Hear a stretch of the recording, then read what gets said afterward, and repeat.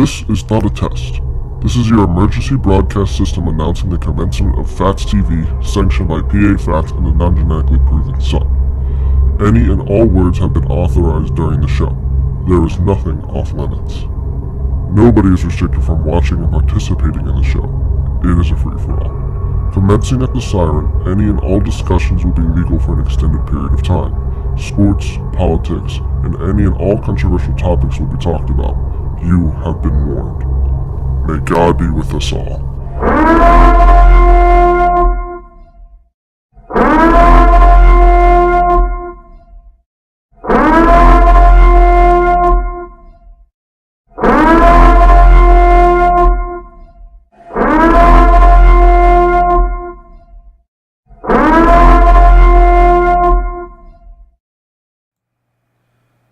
And good morning, ladies and gentlemen. Welcome to a special Saturday edition of Phatts TV. It is January the 21st, 2023. Joining me, as always, in the upper left-hand portion of the screen. The reason why we didn't do our normal Friday night show is he was off covering wrestling last night, as the number 1 ranked Penn State Nittany Lions destroyed the number 3 ranked Michigan Wolverines. Yes, Michigan still sucks. 30-8. But anyway, the person in the upper left-hand portion of the screen, the one, the only, the non-genetically proven Sun. How's it going this morning? I struggle to get up. You struggle to get up? Well, I went and did something before the show. I went and played disc golf. Played 18 holes this morning. 18 holes. I'm assuming it doesn't take 4 hours like it takes a regular golf. An hour to 2 hours, depending on the course. Okay. How'd you do? I have no idea. I didn't even keep score. I didn't put it in yet, so. Okay. I'm guessing I went about even par. You're guessing you went about even par. Yeah. Okay. Okay. Then I rushed back here and called you pretty much. Yep. And then after this, you're going to cover Penn State basketball. Yeah. So for those of you that have the Big Ten Network, you can catch the non-genetically proven Sun courtside. Woo! Taking pictures. He'll be obviously where Penn State shoots, both halves. Yeah. And you can see him sitting on the floor. He's very easy to see. He'll probably have shorts on because he tends to wear shorts to a lot of games.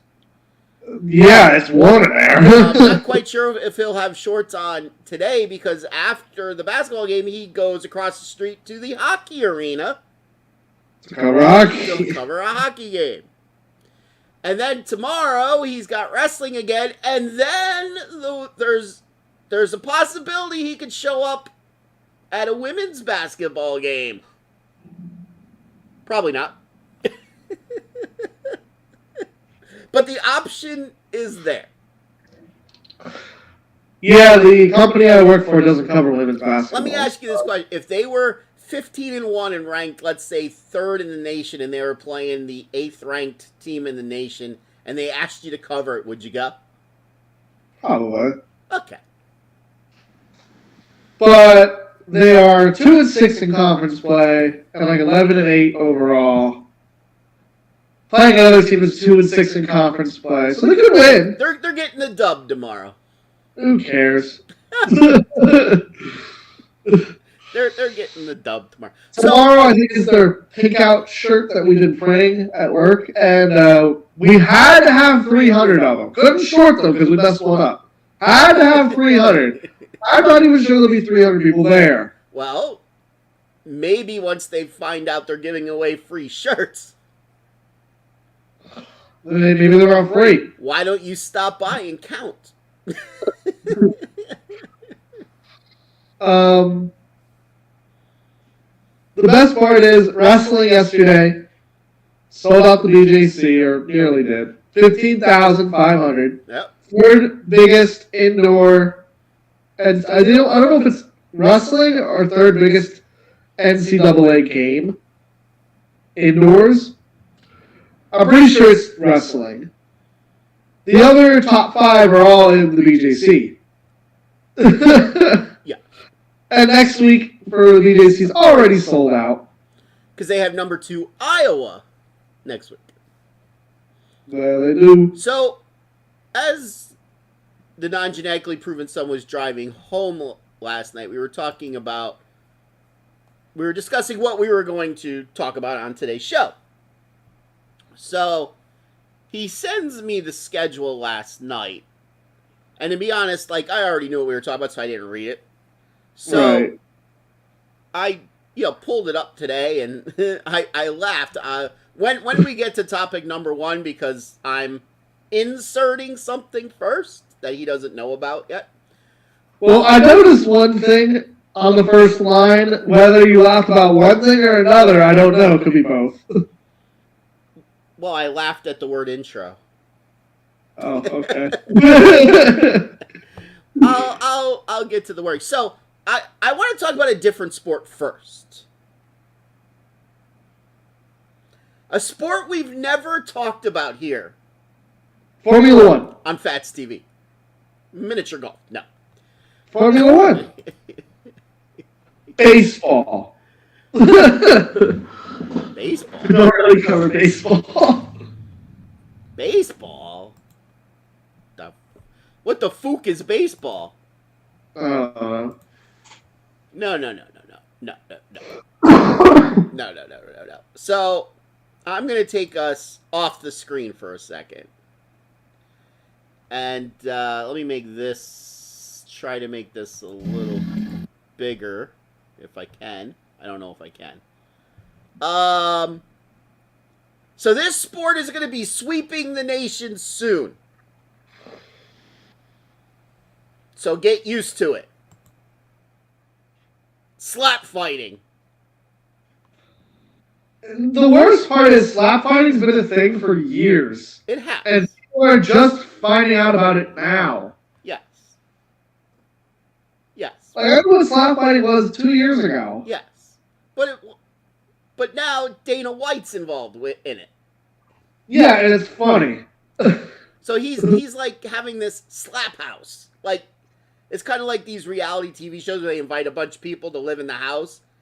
Well, he's like inviting a bunch of people to live in this house and train them. Like, 2 of the best slap fighters in the world are going to be training these people.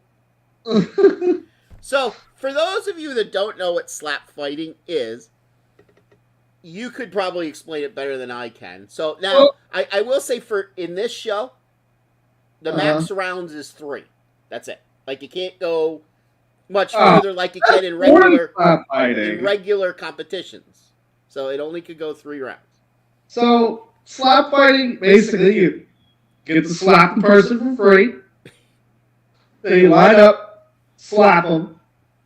You can't flinch. If you flinch, I think there's a penalty. Then you get 30 seconds to basically stand up.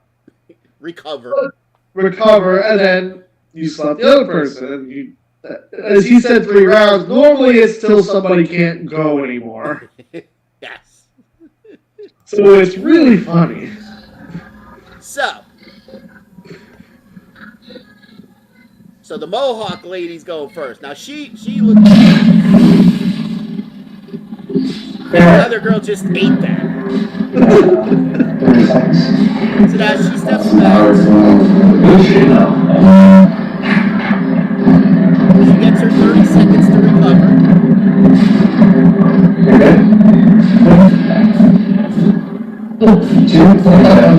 So now, before she goes, she has to state to the referee, and the referee states it to the other opponent, which hand she's going to slap with. And on what attempt she's going to slap. So the person, like, has kind of advanced knowledge to know, like, when it's coming.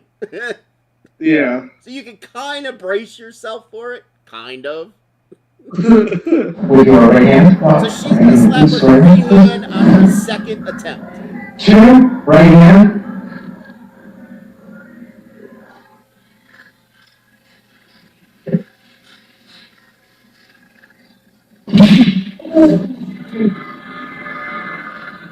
She got her good. Yeah.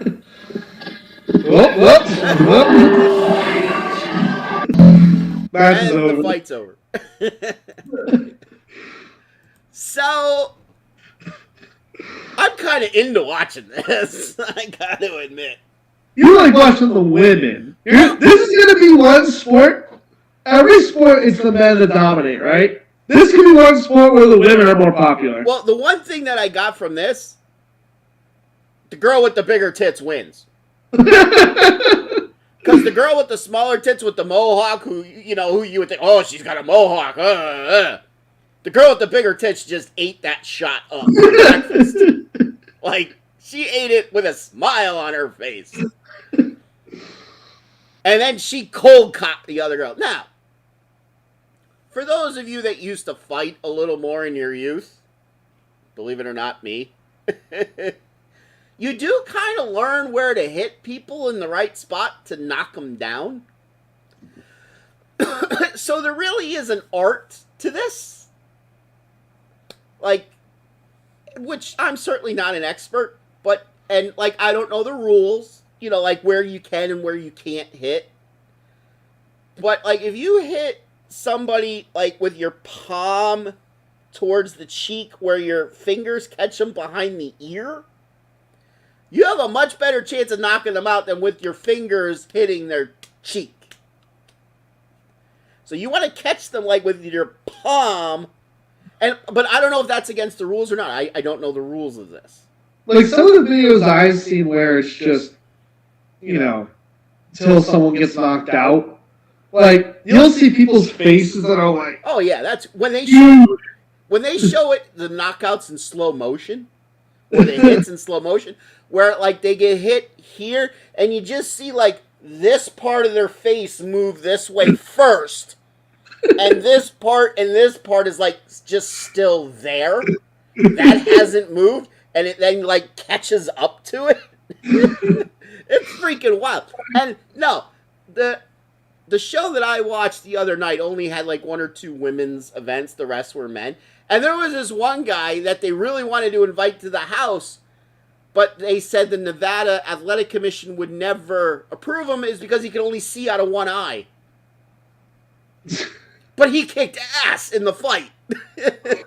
He kicked fucking ass.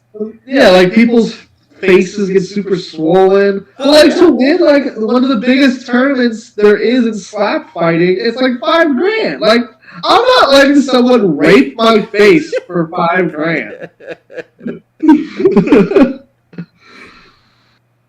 But you also get a can of Simon Eyes. See, I don't know if they do. Do they do like weight matching now too? So in this thing, there's 3 divisions. Lightweight, middleweight, heavyweight? Something like that, yes. But it's really spread out by weights. One of the classic videos I've seen was this big bulky guy versus this stick. Well, and he had a big neck, really big neck. Let me guess, the little guy slapped him, and he didn't move. No. And then basically the big guy clubbed the other guy. He just fell right over. I love the, like, you put your hand up, and it's just like, 1. Yeah. 2. It's eventually they're gonna start grunting and like everything. So I believe this when I watched it was on TBS. It was on Wednesday, I believe. It was after wrestling on TBS. So primetime ESPN too. It's going to be. Hey, you know what? When I was younger, they used to have like bouncers going through bar bathroom doors as a sport on ESPN. For those of you that are my age, when I say the name Mr. T, do you know who Mr. T is? Petey DeFou? Yeah. That's how he was found. He used to be a bouncer in a bar, and he won this, like they used to run to a door and try to knock through the door competition, and that's how he got discovered. And he's in Rocky now. Well, that was back in the 80s, but okay. Oh, like he was in Rocky. He was in Rocky 3, yeah. Yes. Petey DeFou. I mean, they're now up to Rocky 33, but yeah, he was in Rocky 3. Yeah, none of them are good. No, all of them are good except for Rocky 5. 5 was bad. 5 went with That's the best one. What are you talking about? with Tommy Morrison, that was bad. One more round. That was Rocky 5 was bad. But 1, 2, 3, 4, 6, and then the Creed movies. Rocky 27, 28, 29 are awful. Be that as it may. All right, so topic number 1. Well, now topic number 2 now. Which was supposed to be topic number 1 is entitled, "Is Aaron Rodgers an asshole?" I spelled Aaron wrong. You did. No, I was just typing it quickly. Is Aaron Rodgers an asshole? By the way, as always, our message board is live and operational. When we first started the show, we used to get comments all throughout the show. Now we barely ever get comments anymore. And it's very disappointing because we love comments here on Phatts TV. We love audience interaction. So, why do we think Aaron Rodgers might be an asshole? Best part is this is coming from a Packers fan. You are a Packers fan.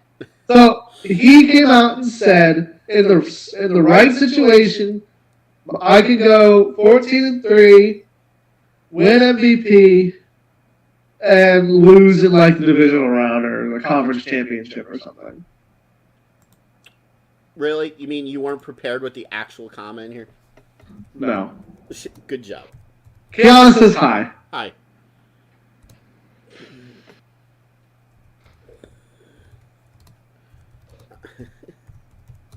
So basically, he thinks he could still win an MVP, but he doesn't want to talk about winning the Super Bowl.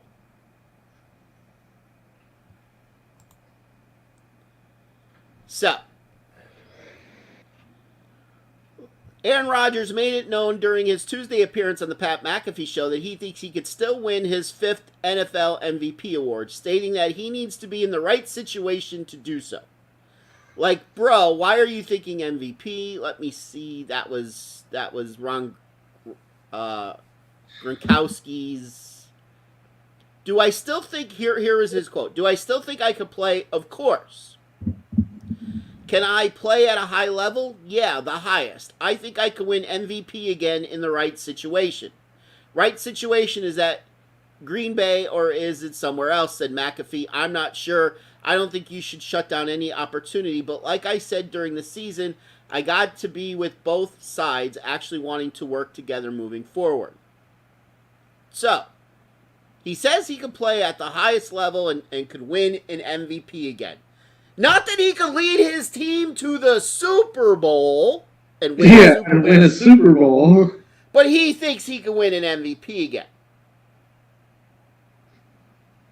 So is Aaron Rodgers selfish? I didn't know that Aaron Rodgers was spelled with the letter I. I don't think so. There must be an I in there hidden somewhere. And by the way, Aaron, without Devontae Adams, you got no chance in an MVP. Or Alan Lazard is not getting you an MVP. You need you need a Devontae Adams type wide receiver. Yeah, he's somebody, top of the game receiver. So yeah, he's an asshole. I mean, great if you think you could still win an MVP because, that's what the NFL is all about, is winning the MVP award. It has like 5 of them or something? Who the fuck cares if I win the Super Bowl as long as I win MVP? Hey, I'm curious. How many MVPs does Brady have? 5. How many MVPs does Rodgers have? He's got 4. 4? 3. Oh, well, in the interview he says he could get to 5, so he must be able to win 2 more somewhere. So, and how many Super Bowls does Aaron Rodgers have? 1. 1. How many Super Bowls does Brady have? More than 1. 7. More than 1? Yeah. Aaron Rodgers is an asshole. A selfish little prick. Yeah, like I said, there must be the letter I in there somewhere that I don't see. So, What do you win Green Bay and or Packers? is he going to be in Green Bay next year? I don't know. With a comment like that, do you want him? Maybe they'll pick up Hopkins from the Cardinals. Doubtful the Packers never gave him any help. I'm going to assume that comment didn't come from Kiana. No, came from Josh. But Hopkins, I don't think Hopkins would. he's getting old. He's injury prone. Yeah, I mean, you need to look at Jamar Chase, Tyreek Hill, Jalen Waddle, receiver, T. Higgins, Jason Althouse. Yeah. Donovan Peoples-Jones. Donovan Peoples Althouse. Yeah. Is Aaron Rodgers still in Green Bay? Yes. Yeah, probably. He is. Why? Because his contract, no one's going to want it. It's huge. Yeah. It's huge. It's like $40 million or something like that. And I'm struggling to think of a team that would desperately need like a good quarterback for like 2 years that's willing to pay that. I know one. The Saskatchewan Roughriders of the Canadian Football League. And Like the Steelers, they have taken it, but like they're not now. No, not now. I mean, like New England can take it. I mean, New England's desperate. New England could take it. The Jets might take it. That would be stupid. No, but if you're gonna trade for a quarterback, don't trade for Aaron Rodgers. Trade for somebody who's like, I'm not gonna say like young as Joe Burrow, but not as old as Aaron Rodgers. well, we're gonna get to this in a little bit. We'll get to this in a little bit when we get to subject number 3 or 4 or whatever. Because the same question is going to come up. Hint, hint, hint. So, the divisional wild card weekend is here. So we got 4 games. 4 games. Maybe at halftime they'll do a slap fighting exhibition. Maybe. Who knows? With the world champ, Mr. Pickles.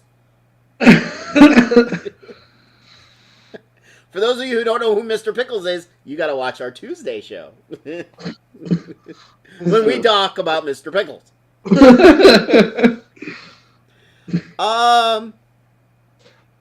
So, what game is the nighttime game tonight? Remind me.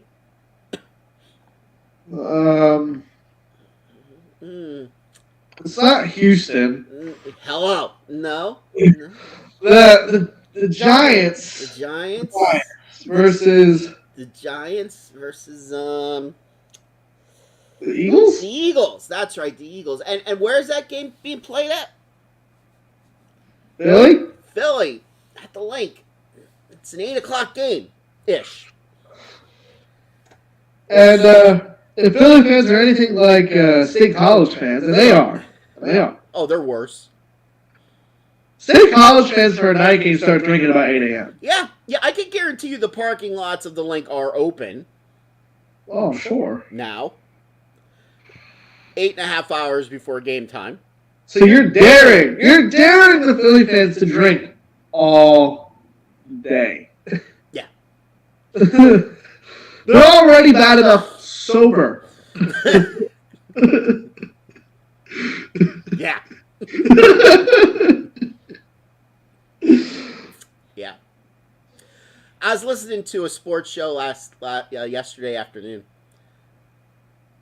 They were trying to guess how many number of people don't even get into the game that have a ticket. Because they're too drunk? Because they're too drunk. They fall asleep in their car because they've been drinking all day.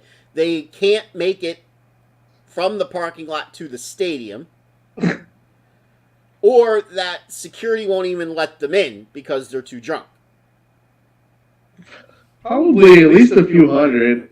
They were estimating as high as 1,500 was their guess. Yeah.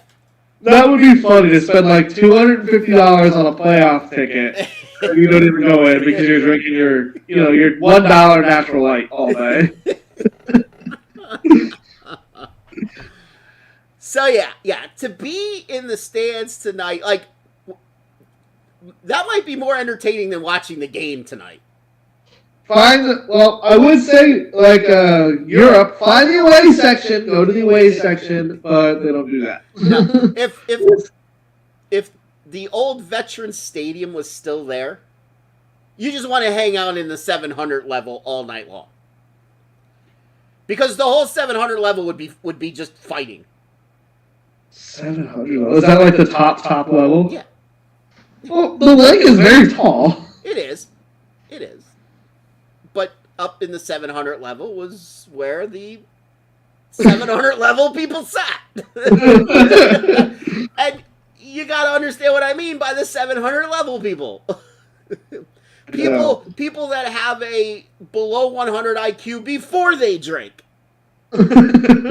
So now their IQ level with some alcohol in them decreases their IQ by about 2/3. So if the old Veteran Stadium is still there, it might just be fun to hang out in the 700 level and watch what's going on and not watch the game at all. Because that could be more entertaining.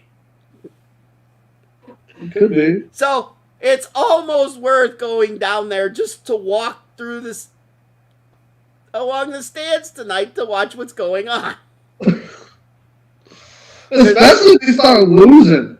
And don't forget, Philly was the first place that started the jail inside the stadium. Well, I'm not surprised They have by a that. judge there on standby at the stadium. That's funny. Well, let's remember, this is the team that won the Super Bowl and then started flipping cars. And burning things. Looking for more alcohol, probably. The best part about, the year Philly won the Super Bowl. There was no best part about that. Oh, yes, there was one good part about it. Was after they won the NFC Championship game against Minnesota. Oh, that video. dude. The dude tried to get on the subway and just absolutely raped the pole. And he was running along celebrating, EAGL, and he's looking at it, and he's running this way, and he didn't know there was a pole coming. And he turns just as he's getting to the pole. And he face plants into the pole. That video was funny.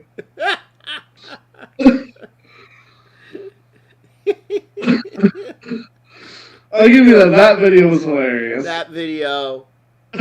That was the best thing about the Eagles winning the Super Bowl that year. Without a doubt, that was the best thing. Bet you felt that one tomorrow. Probably for maybe even the day after. He might have woke up right there. Probably. Wasn't surprised he knocked himself out by hitting the pole so hard. He did hit it really, really hard. Gotta go back and try to find that video someday. That was great. That was great. All right, the next topic. As I said, we're kind of gonna dove back into where Aaron Rodgers might land if he did leave Green Bay, but I don't think he's leaving Green Bay. The next topic is, where will Tom Brady be playing next year? Assuming Tom Brady is playing next year. You can tell, for once, we really put a lot of thought into the subject material we're talking about on the show. Yeah. We really thought about it this week. Did we? Did we really? Well, they were easy subjects to discover. Normally True. we don't give a fuck because it's a Friday night and we're just looking to get laid and we go about our business. I mean, normally after the show on a Friday night, I get to knock on the door, the hookers come in, I have my fun, the hookers leave, but now it's a Saturday morning.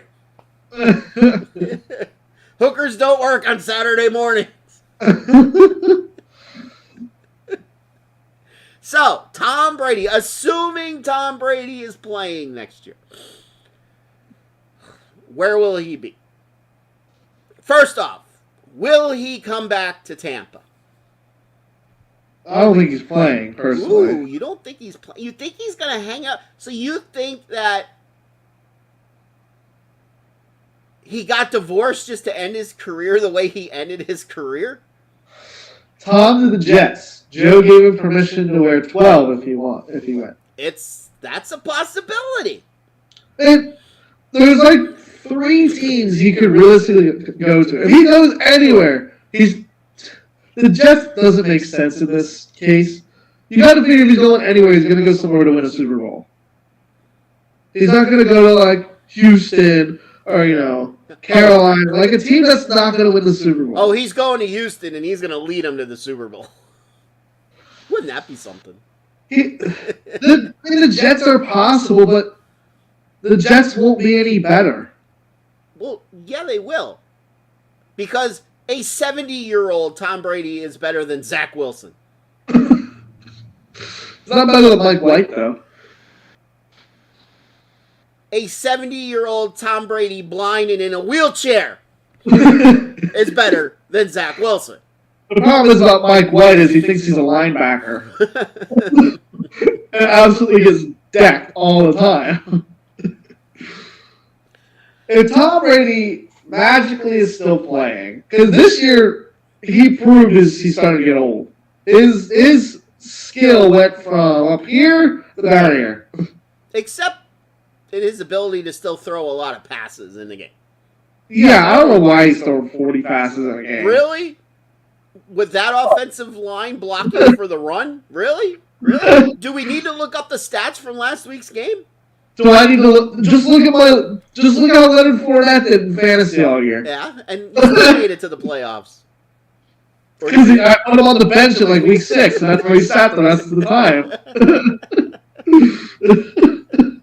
Because he sucked. So I still think Tom Brady's playing. Now, the favorite in the clubhouse, and I don't think he's going here, is Vegas. Now, it makes a lot of sense. I mean, the NFL went through a big deal to move Vegas to Vegas. True. I mean, they weren't called Vegas before they moved to Vegas. They're called Oakland. Yes. Which, that's the team that moves every 10 years or so. Well, they don't have a football team. They're losing their baseball team. Oakland to Los Angeles, back to Oakland, and now to Vegas. So, it makes sense. They need a quarterback. Yeah. Tom Brady would be a big name. He'd be the face of the franchise, which that's what you need in Vegas. Like, you need a face of the franchise in Vegas. When they moved there, you had John Gruden as the face of the franchise. There's just one massive problem with that. There is. And what? You mean with him being the face of the franchise or with him going to Vegas? Going to Vegas. Okay, and we'll get to that in a moment, because I know what you're going to say, so hold your thought. Again, see, I'm looking down at you like I'm talking. Yeah, you're like scolding me. Yes, I'm scolding you. We'll get to that in a moment, and I'll let you be the one that says it. They have a really good running game. They have a really good tight end. They have really good wide receivers. So, offensively, they're set to win. Defensively, they have some work to do. They don't know how to close out games very well. But there's one big reason why I don't think he's going to Vegas. And I know the non-genetically proven son, this is what he's going to say. So why isn't he going to Vegas? They have zero chance to win the division. Because of? Kansas City. Kansas City plays in that same division. And so does Denver. And if Denver finds a quarterback, yeah, like Denver's better than that too. I mean, that would, if he does go to Vegas, that would make that division very interesting. Yeah, because 3 teams could realistically win it, but obviously Kansas City still would win it. You could have 4 good teams in that division. Right. I would sooner see him going to the team I just mentioned. Retirement team? Denver. Denver. Oh. The problem is Russell. Well, you have to pay Russell a lot of money to drop him because he signed it very. It might be worth it. He sucks. He sucked this year. Now you have to, did he fall off a cliff? Was this just a 1-year thing? Did he not match up well with the coaching staff? Blah blah blah blah blah blah blah. But let's just say Brady did go to Vegas and Russell Wilson got his groove back. That division would be awesome to watch every week. Every division game would be awesome to watch. Agreed. But is Tom Brady really going to go to a team where the best the major assumption would be the best chance he has is to be a wild card team? Yeah, and probably. I'm saying no. He doesn't want to do that. He wants to go to a place where he knows he's reasonably assured that he's going to win the division. So there's only 2 places that win division is their goal next year and beyond. So, number 1. I think there's more than 2, but go ahead. Well, Detroit. Okay. I think Detroit could challenge that division next year. They can. They certainly are going to be set up offensively. I mean, they played really good the second half of the season. They got off to a bad start. They would need to just shore up their defensive side of the ball. And they would have to play better on the road. They looked horrible on the road this year. I'm gonna bring up 4 teams. Okay. Team number 2. Tennessee is an interesting choice. You haven't really heard Tennessee yet. But that's a team where you got to figure the chances are good that he'll win the division. It's a very winnable division. The only team you're going to have to worry about is Jacksonville. So you're making the playoffs in that division. Of all probability. Even if you don't win, you're still probably a 5 or a 6 seed. I mean, you got a great running back. You have a really good defense. Bordering on a great defense, but we'll just stick with really good right now. And you got a great running back. You could use a couple better wide receivers.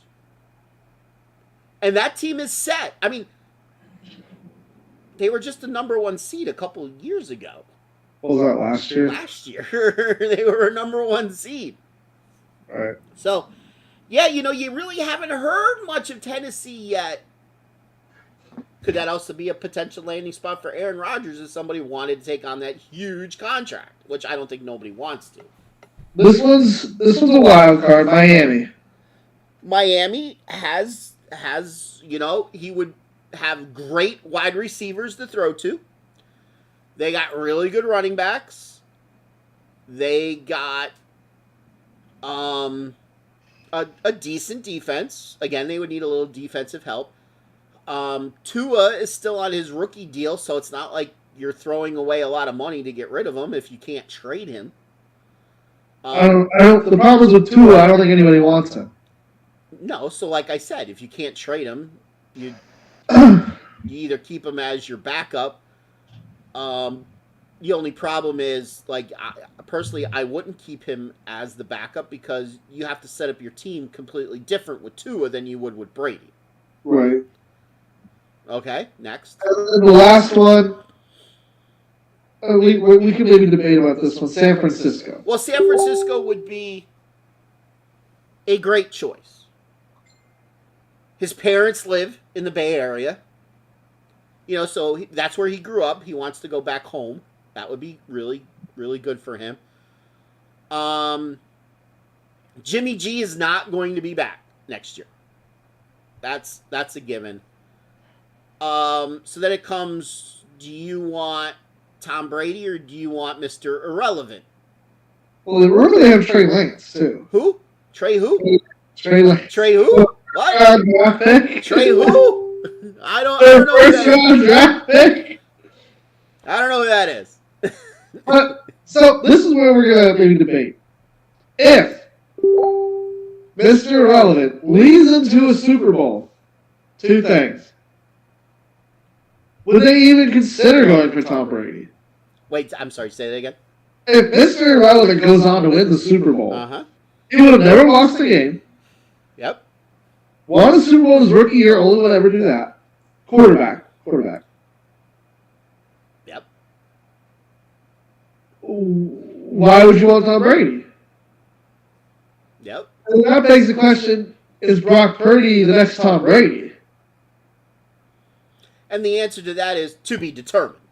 Yeah, it's possible. Now, so Tom Brady was what, a fifth rounder? Sixth rounder? pick number 199, I believe it was, if I remember correctly. And Brock Purdy is Mr. Irrelevant. So pick number 2. whatever the last pick is. Whatever. 220 something, yeah. So, similar story. I mean, I don't know where Brock Purdy played college. Iowa State. Was he the starter? Yeah. So, a little bit different. Michigan, Iowa State. But projected, backup third stringer quarterback, and now the starter, they don't lose. Right. Now, I will say, Brock Purdy's got a pretty good team around him. And they've played a very easy schedule so far with him. Yeah. Which, we talked about that last week. That was the scary part about me picking them to win the Super Bowl. With him, they've played a very easy schedule. And we can talk about it soon. This week might be the best defense he's seen.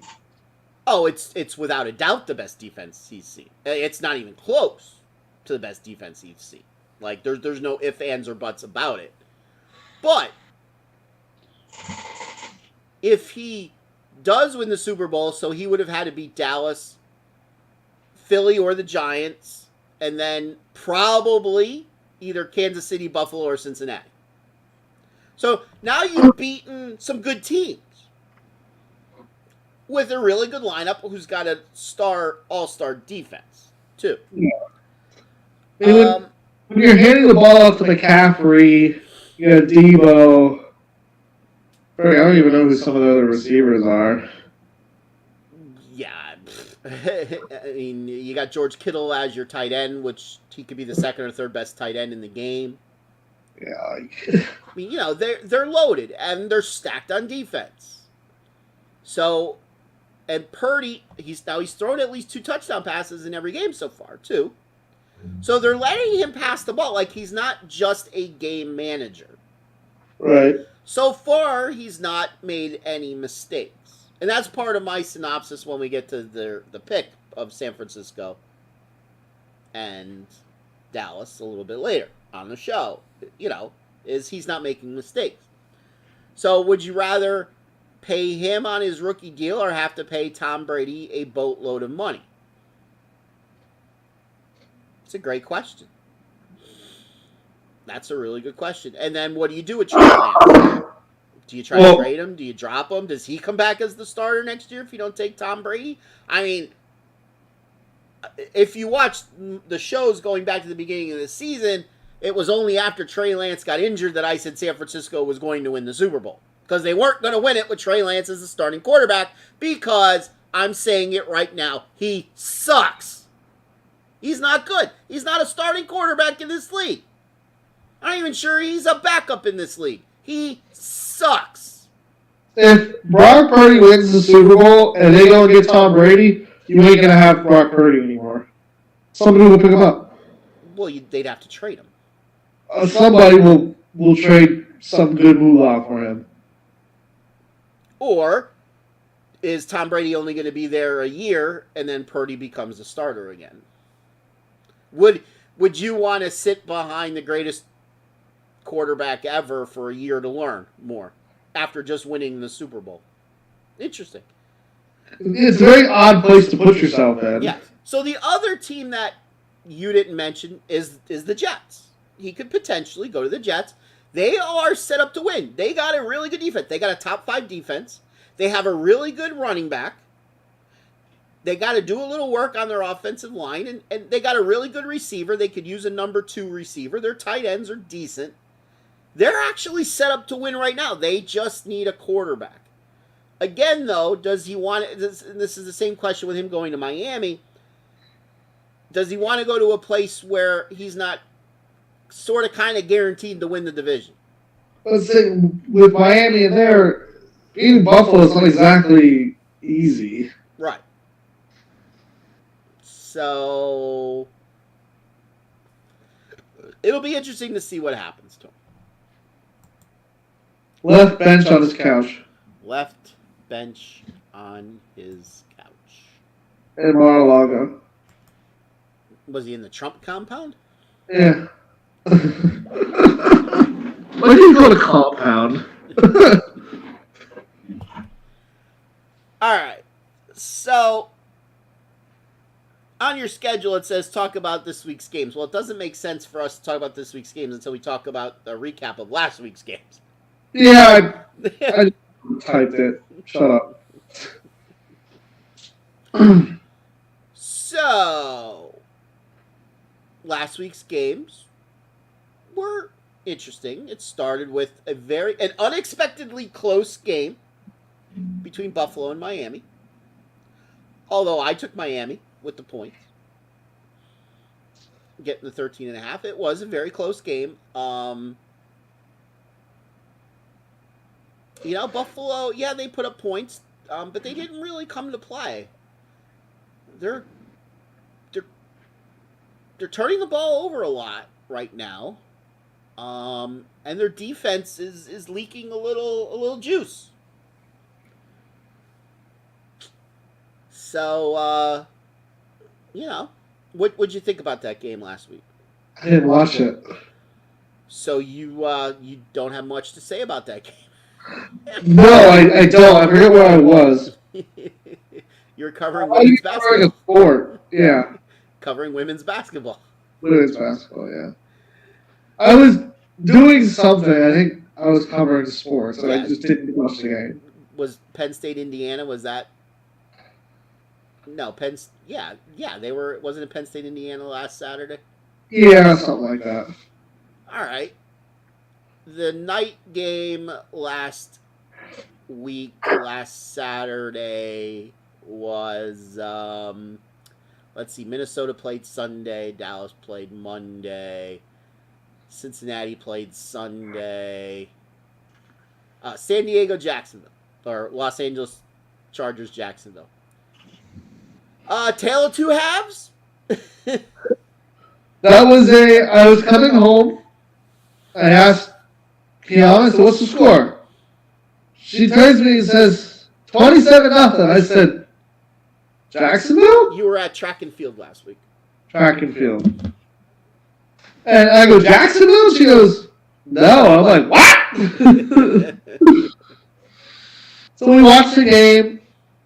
We turned it on, watched it to halftime, but I laid down at some point. I fell asleep when it was 30. What was the final score? 34-33? 31-30? 31-30. I think I fell asleep when it was 30-20. I woke up and they won. Yeah. I was like, oh. Yeah. And there wasn't much time left when they were down 10. It was like 6 minutes. Yeah. And when I found out they went for 2, that shocked me. Yeah. Trevor Lawrence doesn't lose on Saturdays. Yeah. He is now Like 27-0 on no, Saturdays. he's 37-0. 37. 3-0 in high school, 32-0 in college, and I'm guessing when he got murdered by Ohio State, that wasn't on a Saturday. no, it was not. This was a Friday. And he's 2-0 in the pros on Saturday. That's good for him because I figured he lost on a Saturday at Clemson at some point. Nope. So Clemson was undefeated 3 straight years.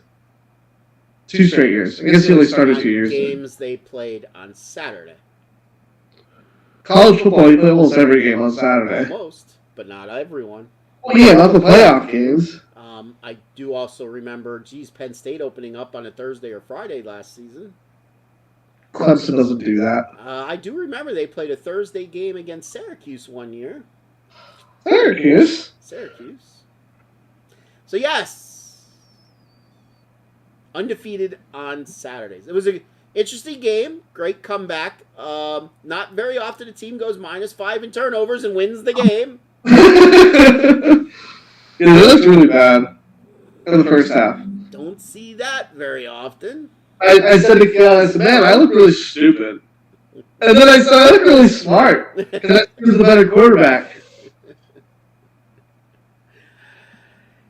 Yeah. All right. So what was the first game Sunday? Dolphins Bills. That was Saturday. That was also on Sunday. That was Sunday. Then what was the first game on Saturday? What 49ers Seahawks. Oh yeah. Another game, tale of two halves. Seattle looked really good in the first half, and then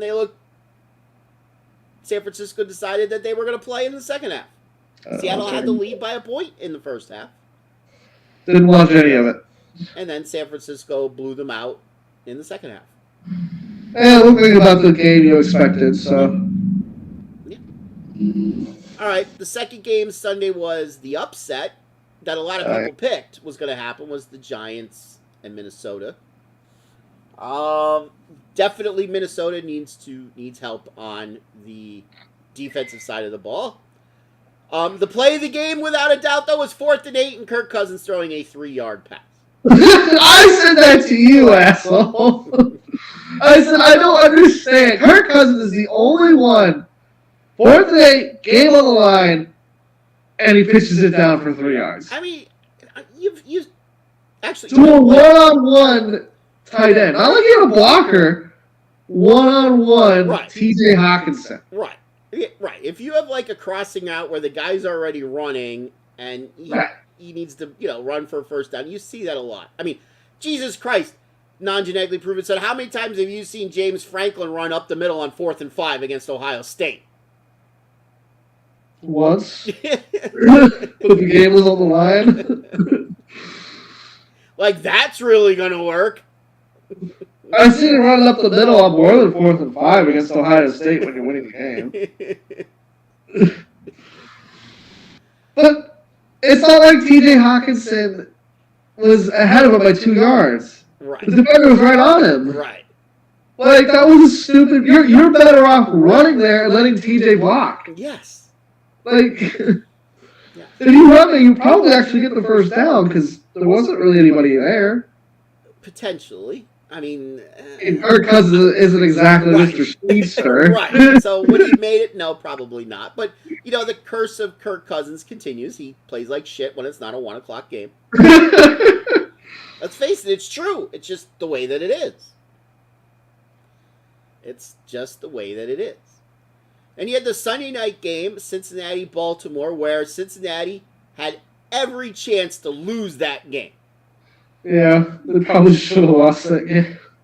And they won it basically on a freak play where you have a short quarterback trying to jump over arms trying to reach the ball out over the goal line. If he's 6'4" and has 5-inch longer arms, that's a touchdown. Yeah. But because you got a short quarterback trying to do this, the ball got knocked out of his hands and returned 98 yards for a touchdown. Little bit of a block in the back on the return.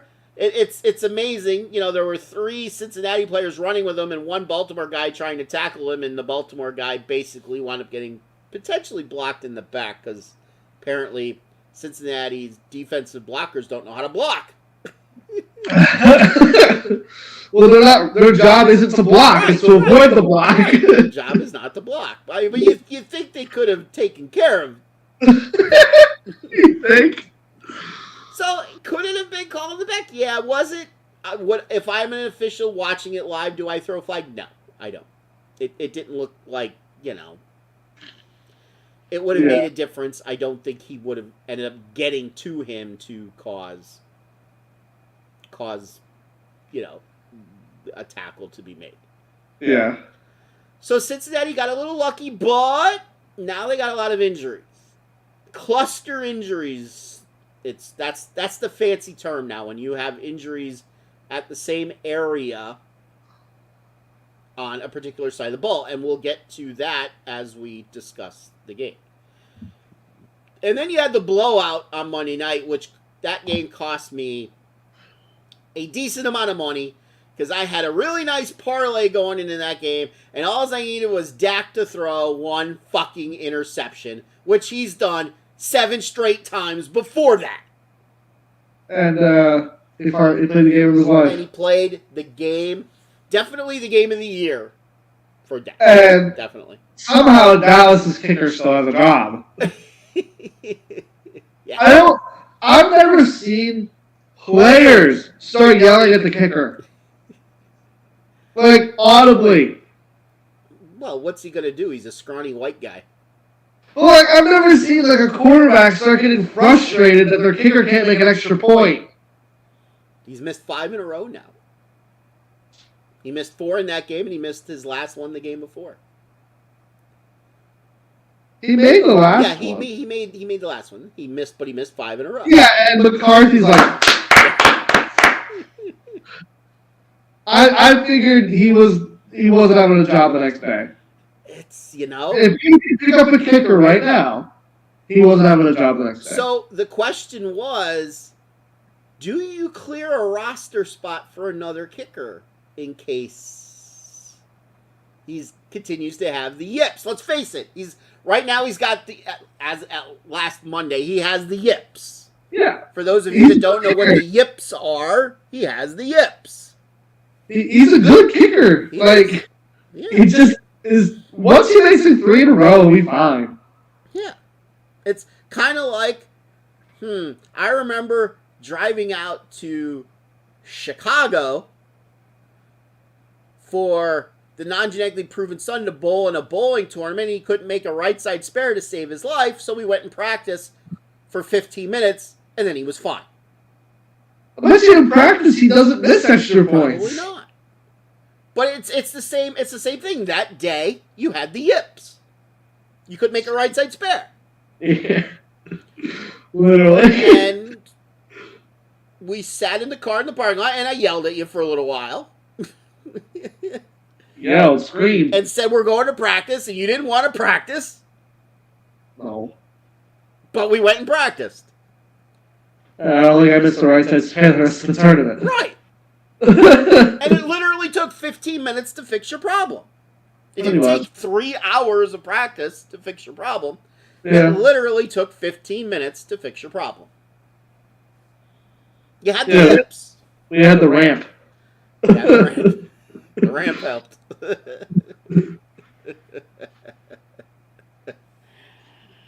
So, looking back, do you remember what you took last week? Because I didn't write it down. So, I wrote down your prop plays, but I didn't write down who you took. So, in the Seattle game, you took San Francisco. That I did. I took Seattle, so you won there. I have them. Your prop play, you had San Francisco team total over 26.5. You won that. I had George Kittle over 3.5 interceptions. He had 2. Interceptions? I said receptions, didn't I? It sounded like you said interceptions. I'm like, yeah, George Kittle intercepts the ball. He had 2. I thought he had 3 because he caught the 2-point conversion, but they don't count that as a reception. That's a reception. What? They don't count it. In the stats, it only showed he had 2. Interesting. So I lost both of those. You won both of those. Woo! In the second game, we both had Jacksonville +2. Yeah. I had Keenan Allen over 6.5 receptions for the Chargers. He had 6. You had Chargers Jacksonville over 47.5, which that happened. So you went 2-0 on that. I went 1-1. Sunday games, I had Miami +13.5, which covered. I had Josh Allen over 1.5 touchdown passes, which covered. You had Buffalo -13.5, and you had Skylar Thompson with more than a half interception, which that happened. Woo! So you went 1-1, I went 2-0. On the next game, I had Minnesota -3. You had the Giants +3. Right. I had Saquon to score a touchdown, which happened. He had the first touchdown of the game. You had Giants Minnesota under 48.5. That did not happen. No, they actually scored points. Yes. So we both went 1-1 on that game.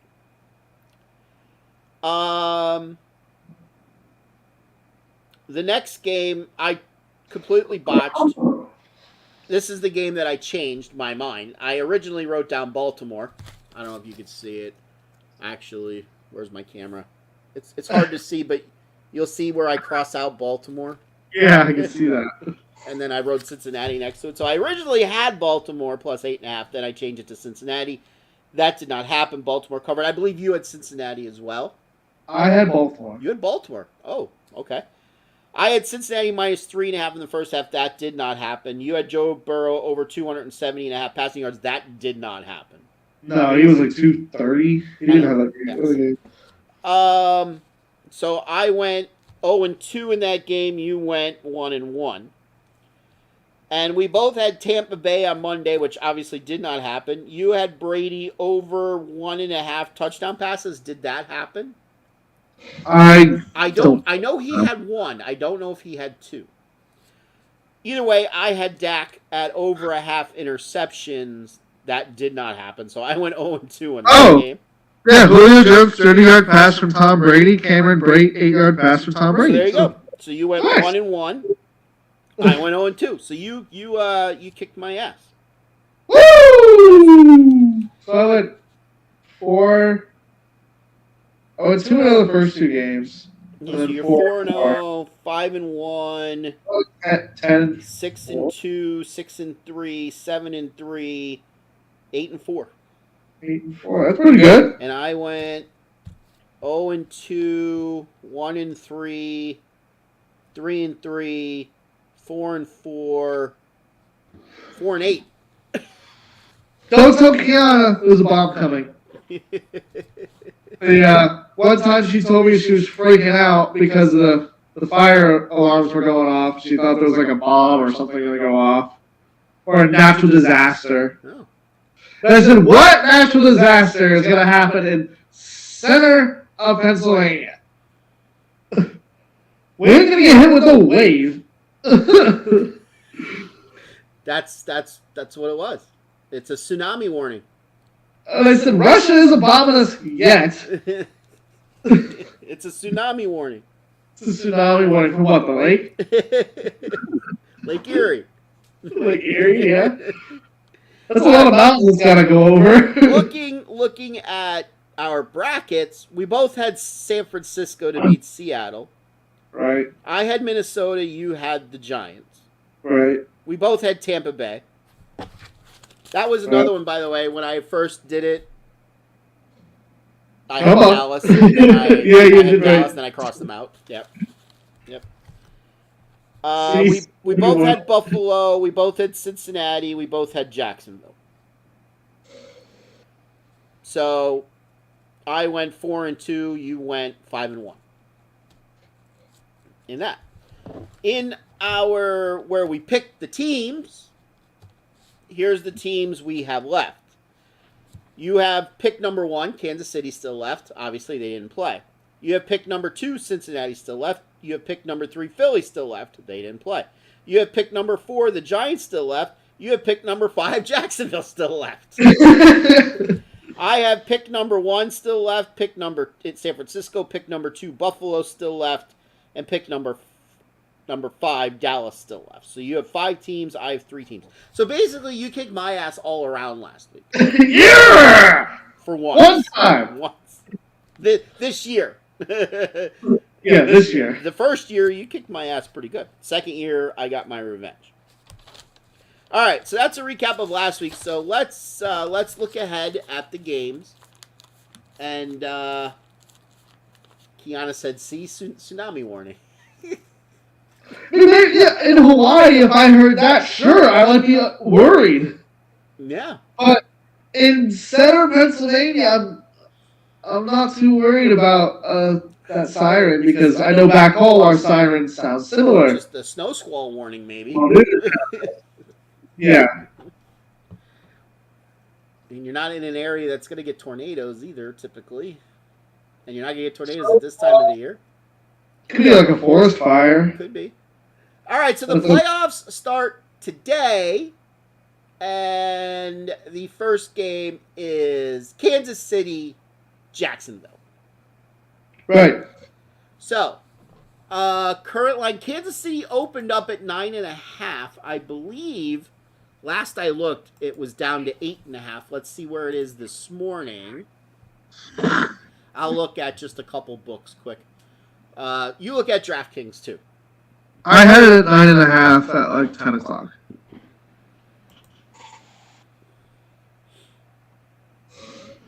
Let's see here. Football. I got it at 9.5 in one book. And let's just check Barstool, where they're at with it. So did you pull up DraftKings? 9.5. 9.5 at DraftKings. Twin Spires has it at 9.5. And as soon as Barstool wants to open, I assume they're also going to be at 9.5. So how we're going to do this is we're going to, talk about the game a little bit. And then just like last week, we have to make two picks. We'll pick the spread and then one other play that we like in the game. Yes. At Barstool, it's 9.5. So the official line is 9.5. And if you like the over-under, I'm showing 53 at both places. So Trevor Lawrence hasn't lost a game on Saturday. Going up against, obviously, the most creative quarterback we've potentially seen in our lifetime. Loaded offensively. Loaded. You can't discount the fact of Jerick McKinnon playing on that team. That was a great pickup by them. Yeah, it was a great pickup for me in fantasy, too. It was. It was. Yeah, it's like now you just have, you have Pacheco, but then now you also have McKinnon who can take it out of the backfield. Right, and that's primarily, that's what he's used for, primarily, is catching the ball out of the backfield. So now you have the ability to dump off. I mean, he's averaging, of course his rushing statistics are here. He's got 56 catches on the year, if I'm seeing that right. Yeah, he's like their fourth leading receiver. Actually, third. Yeah, 56 receptions, 512 yards, averaging 9.1 yards. Yeah. 9 touchdowns. Yeah. Yeah. I mean, what do you? I mean, it's insane. Those are pretty good stats for a running back So out of the back. how do you see this game going? I think it'll be a close game. Two really high power offenses and two shaky defenses, maybe. Good defenses, not great, not bad, but definitely middle of the road. The thing is though, just that the Chiefs are so much better. They're just so much better. Yeah. True Lawrence hasn't ever lost on a Saturday. Yep. 37-0. Yep. 37-1. 37-1 after today's game, he says. I think it'll be closer than I think the experts are saying. I think it'll come down to some sort of Mahomes and Travis Kelce kind of thing. Just having that tight end connection is just, I think that's what's going to pull them over the line. Okay. So I think this is going to be somewhat high scoring, like 35-31. So over the posted total. So I assume that means you're taking Jacksonville, getting the 9.5.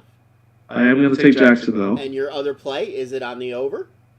No. No? Okay. Trevor Lawrence. Oh, Let me just write this down.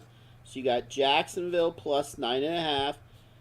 Trevor Lawrence have over 1.5 passing touchdowns. over 1.5 TDs. When I say TDs, I don't mean like a sexually transmitted disease. Yes, Trevor Lawrence had more than 1.5 sexually transmitted diseases during the game. Yes. So, I'm taking Jacksonville as well with the 9.5. Kansas City doesn't cover a lot when they have to give more than a touchdown. They just don't. Interesting coaching matchup. You had two coaches who did really good in Philly.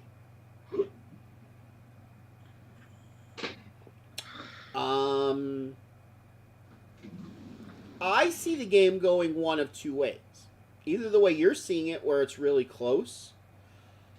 I think, though, it's more of Kansas City gets out to an early 14-point lead, or God bless you. Thank you. Or a 10-point lead and kind of cruises, and then Jacksonville scores late to cover the number, like a backdoor cover. I think that has a greater chance of happening. Either that or Kansas City is going to be up by 4 and score with under 3 minutes to go and cause them to cover the game. Right. There's going to be a late score in the game. And the team who scores is going to end up covering because of that late score. That's what I think is going to happen, and we're just going to hope that it's Jacksonville, because Kansas City doesn't like to cover the spread when they're giving more than 7. So my prop play is I'm going to Jerick McKinnon to score a touchdown during the game. He's got 9 touchdowns on the season. He likes to catch the ball. In fact, he's number 2 in touchdowns on the team behind Travis Kelce. Who's like 11? 12. I got him at 12. So, and the odds for Travis Kelce is, you're giving up a lot. With McKinnon, he's minus 124 as of yesterday when I made my picks. So, we both have Jacksonville. You have Trevor Lawrence to get over 1.5 sexually transmitted. Throw 1.5 touchdown passes in the game. I have Jerick McKinnon to score a touchdown in the game. On to tonight's game. I currently have it at 8. Do you have it at 8? When I took it, I had it at 7.5. Right, but we do it where it currently is. Do you currently have it at 8? Oh, let me open up this. Well, I told See you. if it's in an hour and a half. So keep Well, it I open. closed it. Keep it open. 8. 8. All right. So the Eagles are an 8-point favorite with an over/under of 40. I tell you what, I'll even be nice. If you're taking the Eagles, I don't know who you're taking, because when we put him up on the screen, I got to know his picks because I got to type him in. But I don't know who he's taking now because we're not typing him in. If you like the Eagles, I'll give you the Eagles at 7.5. If you like the Giants, we'll take the Giants at 8. The over/under of 48. Well, Eagles coming off not playing.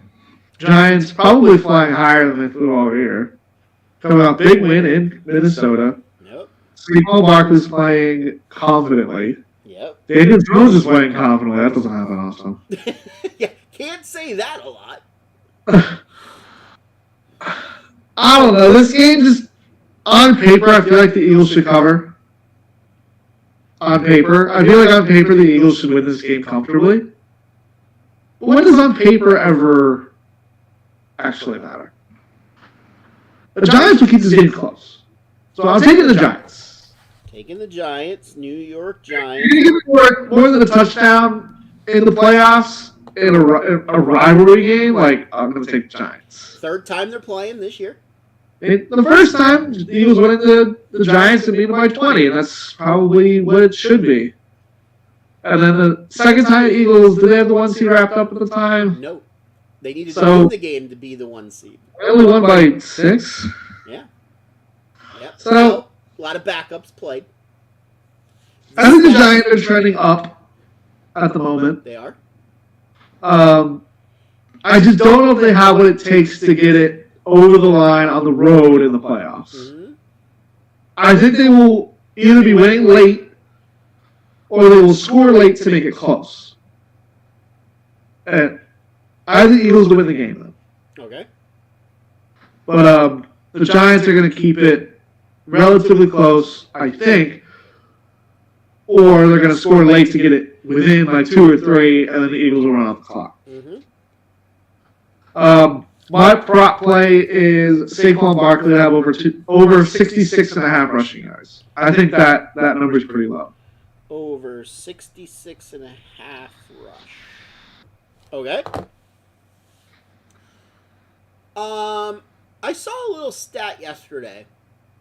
A few years back, the Giants were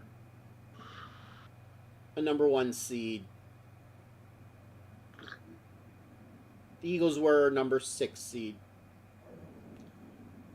Eagles went into Minnesota, beat Minnesota in the playoffs, as the 3 seed Minnesota was.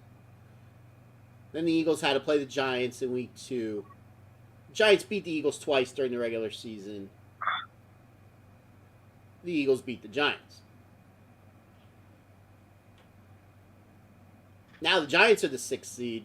They go into Minnesota, beat Minnesota as the 3 seed. Now they're going to Philly to play the number 1 seed Eagles. The number 1 seed Eagles beat the number 6 seed Giants twice during the regular season.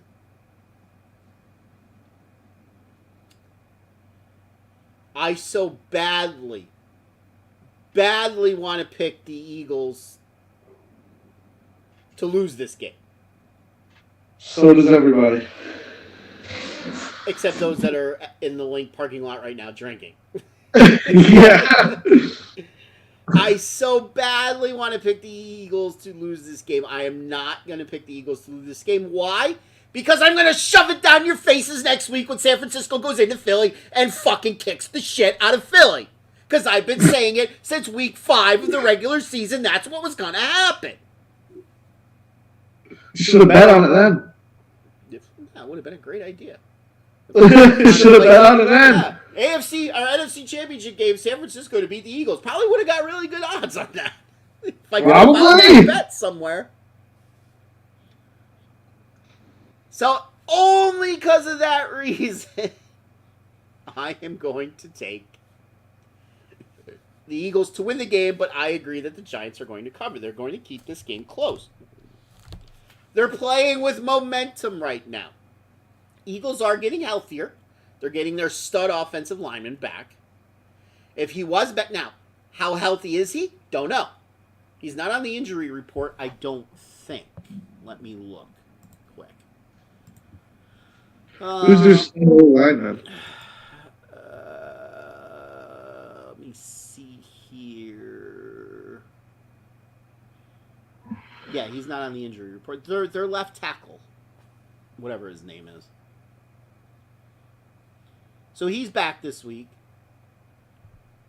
How healthy Hurts is? But isn't that a weird thing to say? How healthy Hurts? Healthy Hurts. Healthy hurt. That doesn't sound right. You know how healthy he is. You know, it would not shock me at all if the Giants win this game. It won't shock me at all. Teams, it's interesting. Teams that face each other in the newly formed wild card round that we started a few years back, when they face each other a third time, where teams that have won twice, they tend to win and cover. See San Francisco last week. Teams that face each other in the division round for the third time, the underdog tends to cover that game, and they have a much better chance of winning that game than they do in the wild card round. Think Tampa Saints 2 years ago. Yes. So I am going to take the Giants as well to cover the 8. My prop play A.J. Brown, wide receiver. His longest catch will be over 25.5 yards. I like that play. So he's either got to catch a bomb or catch a pass and break a tackle and run. His average yards per catch is 17. So I'm just looking for, something 10 yards beyond that, which I think is doable. So those are the Saturday games. Now we move to the Sunday games. Your Super Bowl team, Cincinnati, is going into Buffalo. We talked about this on the show last week. This is where the NFL is going by the rules that they set. Yeah. But if they're if Buffalo wins and Kansas City wins, that game is in Atlanta next week. I think if they're going to do that, this game should be on a neutral field as well. Because if Cincinnati had beaten Buffalo in Week 17, but this game would be in Cincinnati right now, not Buffalo. Right. So if any game should have been on a neutral field, it's this game. Right. In my opinion. But we're going to Buffalo. The line opened at 3.5. It is now up to 6. 6. I have it at 5.5, so. Well, let me see my other book. I have it at 6 at both books, so we're going to take the 6. All right. Over under of 49.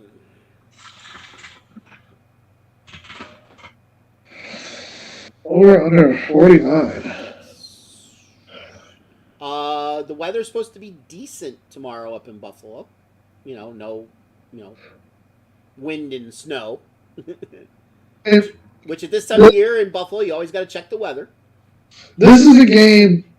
I don't really understand why the Bengals are a 6-point underdog. Okay. I don't. Well, we discussed this a little last night. Cluster injuries. Yeah. And it is the left, right tackle. Yes. And I forget the third one. They have 3 starting offensive linemen out in this game. But if you're ever going to have a capable backup at any position for a right-handed quarterback, I hope you have a capable left tackle.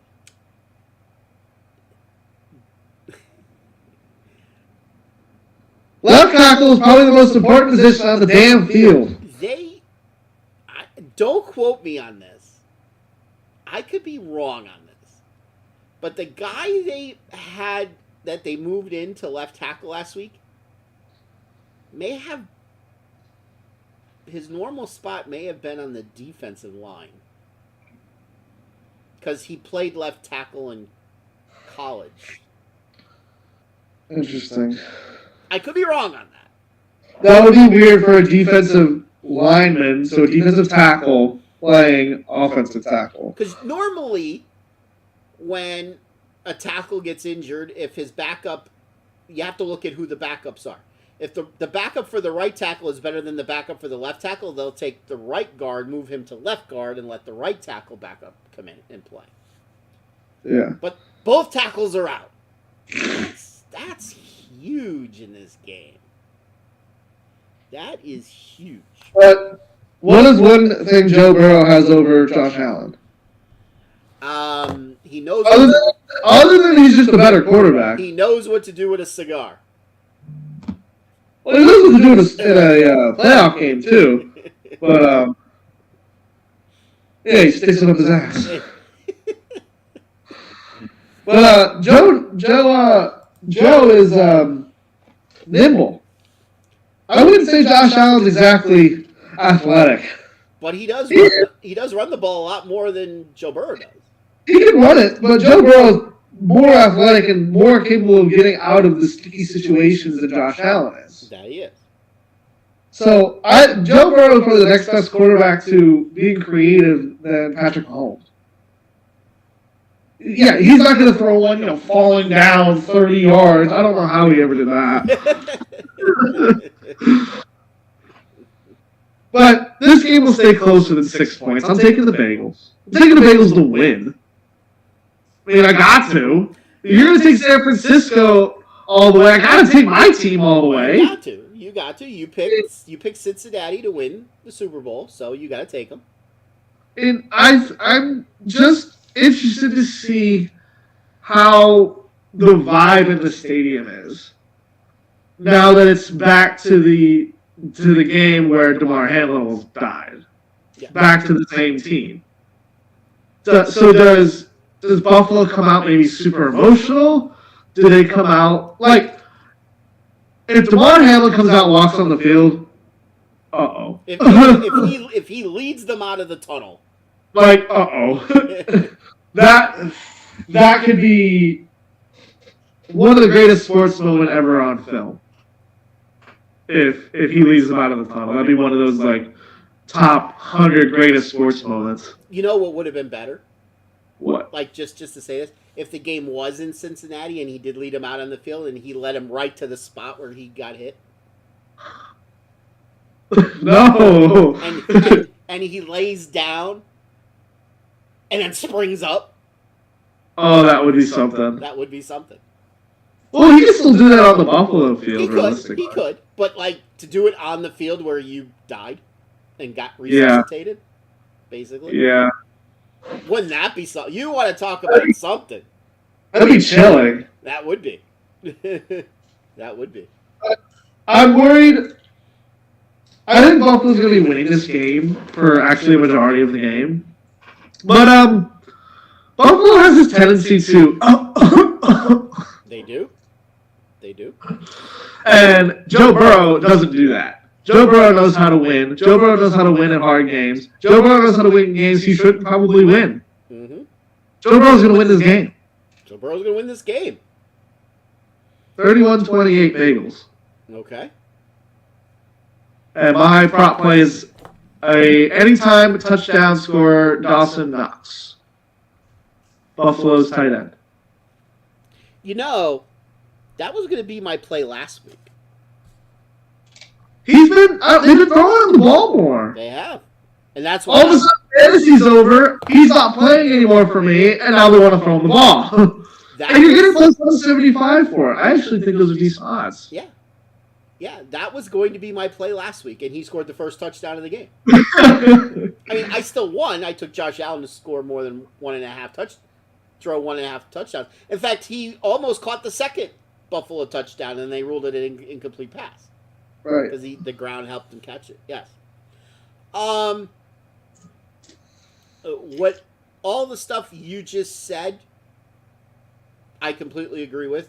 That would have been the exact way I talked about this game too. The exact way. Except I have Buffalo winning by 3. So you have 31-28 Buffalo?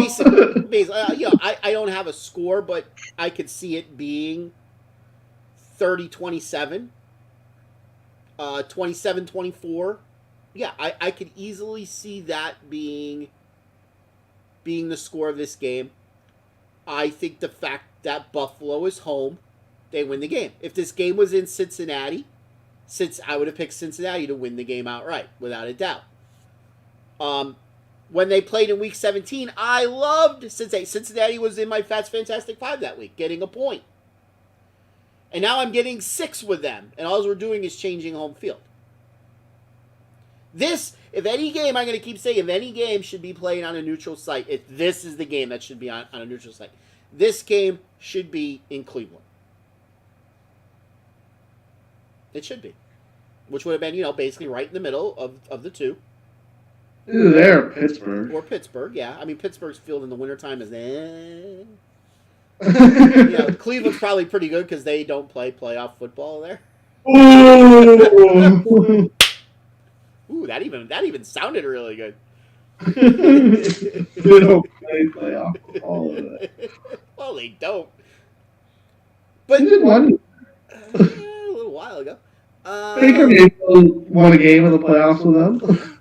But so my prop play is Joe Burrow to throw over 1.5 touchdown passes. They don't. So I was in between something with Joe Burrow passing and/or an anytime touchdown scorer. They don't really run the ball much for touchdowns. Like, I was going to take Mixon, but Mixon has only scored like 3 touchdowns the entire season. Really? Yeah. and Joe Burrow has 36 touchdown passes, I think it was. Let me look again. 36 touchdown passes, yeah. And if you take out the 2 games against Baltimore, the previous 4 he's had at least 2. Against New England, Tampa, Cleveland, and Kansas City. Nice. So, all right. On to what people are saying is the game of the weekend, more for historical purposes. When these 2 teams were powerhouses back in the late 70s and early 80s. Dallas at San Francisco. The catch. Yeah, this game makes you back, Josh, who's watching this game, wouldn't have been alive yet. You weren't alive yet when the catch was made in the corner of the end zone, which when Dwight Clark, who was a tight end for San Francisco, caught the pass from Joe Montana, and San Francisco went on to win the NFC Championship game that year and beat Cincinnati in the Super Bowl that year.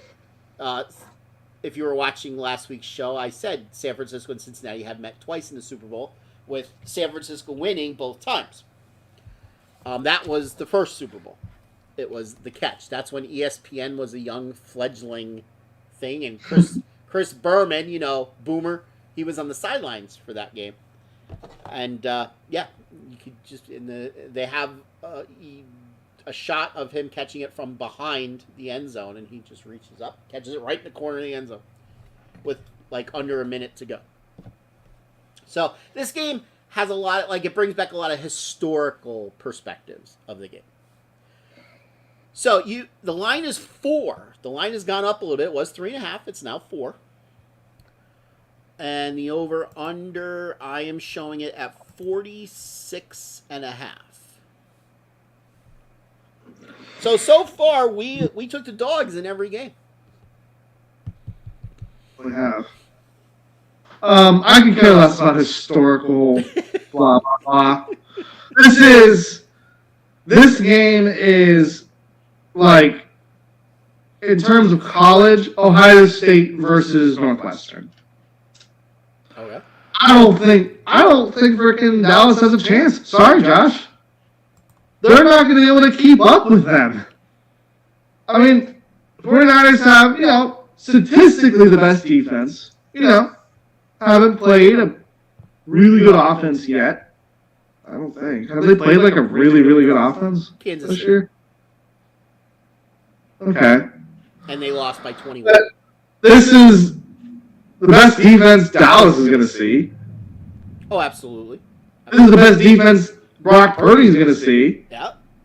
But the difference between those 2 defenses are night and day. Again. I mean, the 49ers are just better in every single spot. Maybe except quarterback. Maybe. Sorry, but Dak is also not exactly Mr. Impressive. Right. Brock Purdy looks good. Better running back. Way better running back. Better receivers. Better coaching. McCarthy, I think, is a terrible coach. To be perfectly honest. I don't think he's even a top 10. I think he's a bottom 10 coach in the league. Okay. He might be bottom 5. Wow. There's a coaching mismatch, quarterback mismatch, whole team mismatch. I don't think you could say a quarterback mismatch, but okay. 49ers are going to cover. Okay. 38-17. Wow. Okay. And your prop play? Prescott to throw an interception. going where I went last week. Prescott over 1/2 interception. Going right where I went last week. It burned me, so now it's not going to burn you. Of course not. Of course not. So, I liked all the talk this week. Dallas is back. Oh my God, did you see what Dallas did to Tampa Bay? Oh my God. 8-9 Tampa Bay. Oh my God, did you see what Dallas did to Tampa Bay? Holy shit, did you see what Dallas did to Tampa Bay? So, let's look at what Dallas did to Tampa Bay. I don't know the stats of the game, to be honest. I haven't looked at them. They had 128 yards rushing. Not bad. They had 297 yards passing. Pretty good. They seem to have wide open receivers throughout the entire game. Like, where Tampa Bay's secondary was in that game, did they think the game was Tuesday? So they didn't show up on Monday? They're out for lunch already. They gave up only 52 yards rushing. Okay, that's really good, but, Tampa can't run the ball this year. And, Tom Brady threw, like 117 passes in the game, so you would expect them to give up a lot of passing yards.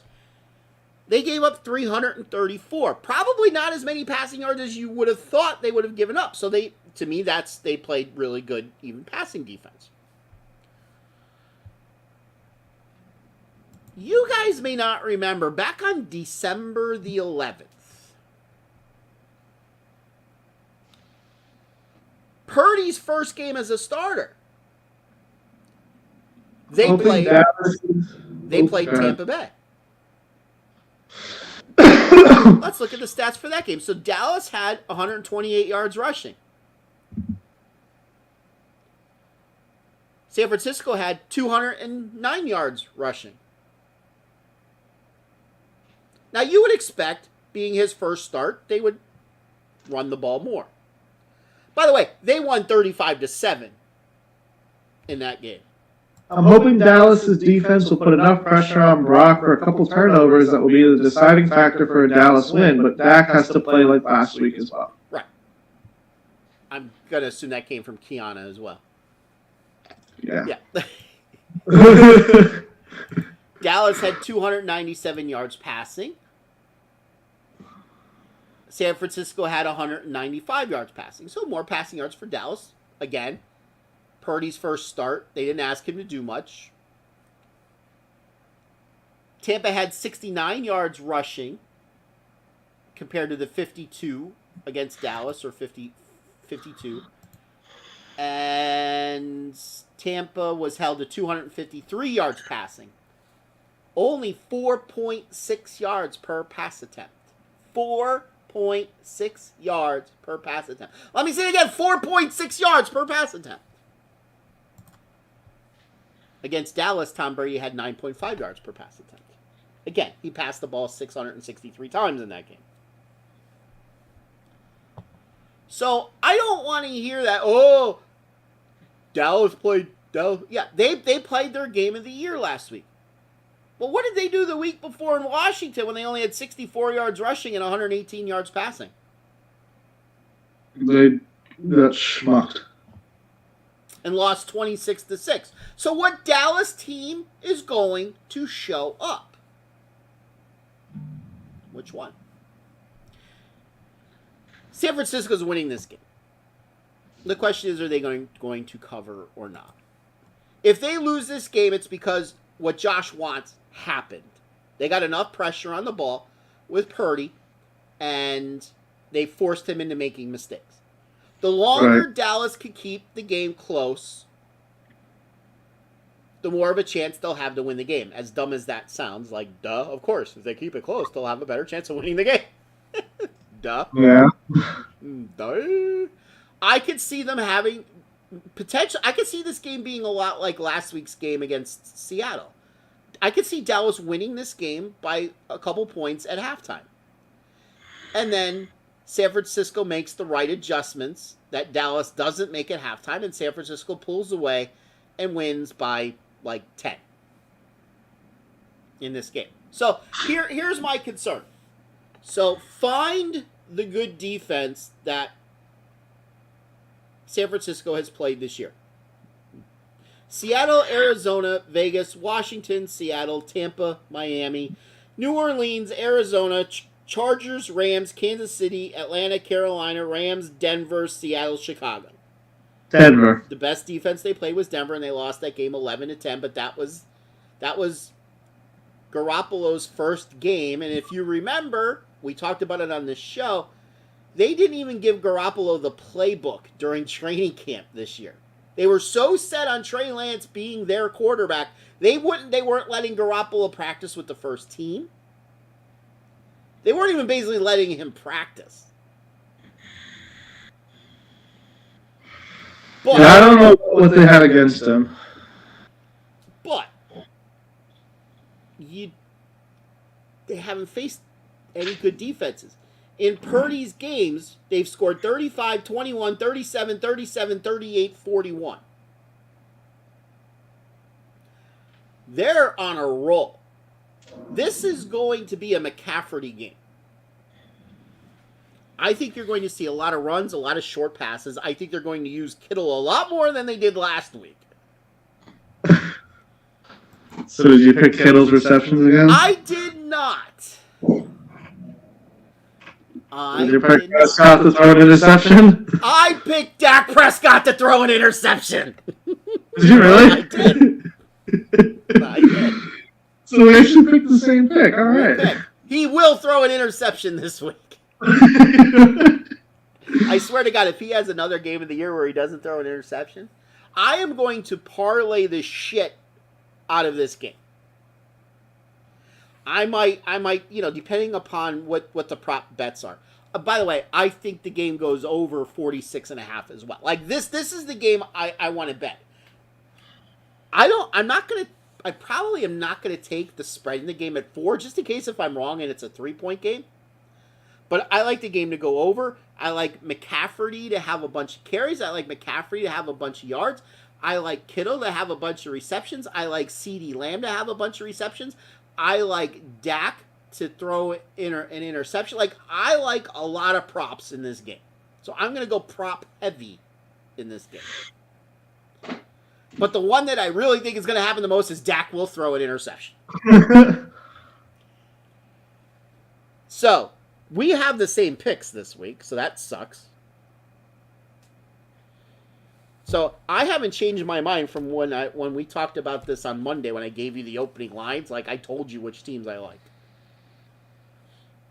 When we talked on Monday, before the Monday night game, when we talked, I gave you the teams that I liked, and I haven't come off of those. So, we both have Jacksonville plus 9.5, New York Giants plus 8, Cincinnati plus 6, San Francisco minus 4. You have Trevor Lawrence over 1.5 touchdowns. I have Jerick McKinnon to score a touchdown.